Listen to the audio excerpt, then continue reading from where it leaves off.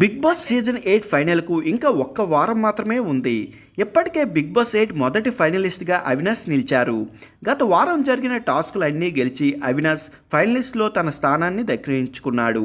ఇక ఈ వారం రెండో ఫైనలిస్ట్ కోసం యుద్ధం మొదలైంది. మామూలుగా ముందే అతన్నే నామినేషన్ డే.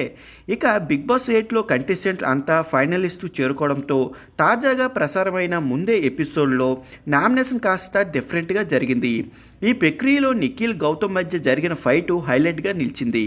ముఖ్యంగా నిఖిల్ పర్సనల్ లైఫ్ను టార్గెట్ చేస్తూ గౌతమ్ మాట్లాడిన మాటలు కంటెస్టెంట్ల అందరికీ తప్పుగా అనిపించాయి. ముందుగా అవినాష్ బిగ్ బాస్ 8 ఫైనలిస్ట్ కావడంతో మిగిలిన 6 కంటెస్టెంట్ల నుండి ఒకరిని ఫైనలిస్ట్ రేస్ నుంచి తొలగించమని బిగ్ బాస్ తనకు ఆదేశించారు.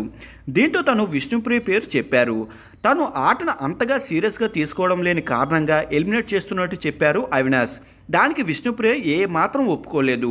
తనను కరెక్ట్గానే ఆడుతుందని వాదించింది. అయినా కూడా అవినాష్ నిర్ణయం ఫైనల్ కావడంతో విష్ణుప్రియ ఫైనల్ రేస్ నుంచి తొలగించారు. నామినేషన్లో వచ్చేసరికి ఆ తర్వాత విష్ణుప్రియ గౌతమ్ పేరు చెప్పింది. ఇతర కంటెస్టెంట్లతో తను అంతగా ఇంటరాక్ట్ కావడం కారణంగా అతన్ని ఎలిమినేట్ చేస్తున్నట్టు చెప్పింది విష్ణుప్రియ. దీంతో గౌతమ్ కూడా నామినేషన్లోకి వచ్చేశారు.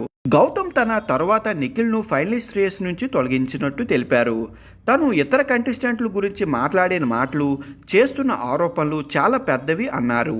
ఇంత చిన్న కారణంతో తనను నామినేషన్ చేయడం నిఖిల్ కూడా నచ్చలేదు. దీంతో గౌతమ్ వాగ్దానం దిగారు నిఖిల్. బిగ్ బాస్ 8లో తన వైల్డ్ కార్డ్ ఎంట్రీ అడుగుపెట్టిన నుండి గౌతమ్ రియాలిటీ ఏంటో తను చూస్తున్నా అన్నారు నిఖిల్. అదేంటో చెప్పమని అడగ్గా ముందుగా ప్రేరణ నామినేషన్ చేసి తర్వాత తనను ఫ్రెండ్లీగా ఉంటున్నారని ప్రేరణ పేరును మధ్యలో లాగాడు.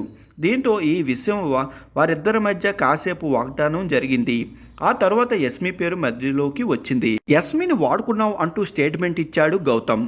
మాటలు సరిగ్గా రానివ్వు, తానే యస్మిని వాడుకున్నాడు అంటూ చెప్పాడు నిఖిల్. అది ఒప్పుకోలేని గౌతమ్ బయట నీకు వేరే మనిషి ఉన్నప్పుడు హౌస్లో యస్మిని అలా ఉండడం కరెక్ట్ కాదని, ఒకప్పుడు యస్మికి గాజులు సెలెక్ట్ చేసి ఇవ్వడం వల్ల నిఖిల్పై ఆశలు పెంచుకుందని బయటపెట్టాడు. దీంతో అయిపోయిన విషయం గురించి గౌతమ్ అలా మాట్లాడడం కరెక్ట్ కాదంటూ తనను అడ్డుకున్నారు. గౌతమ్ మాత్రం తాను మాట్లాడిందే కరెక్ట్ అన్న ఫీలింగ్తో ఉన్నాడు. ఇక చివరికి నిఖిల్, రోహిణి ఫైనలిస్ట్ రేస్ నుంచి తప్పించారు. ఇతర కంటెస్టెంట్లు పోలిస్తే రోహిణి ఆట తక్కువగా ఉందని కారణం చెప్పారు.